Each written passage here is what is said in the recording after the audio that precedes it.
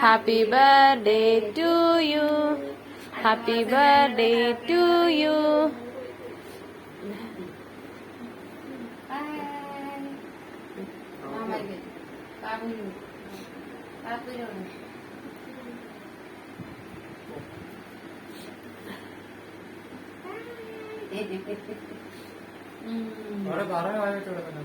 Happy birthday to U.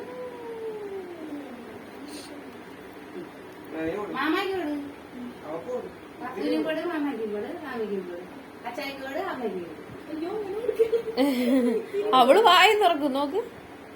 മനി മനി പനി കൂടും കേക്കാ. അമ്മക്കോട് അച്ചായിക്കോട്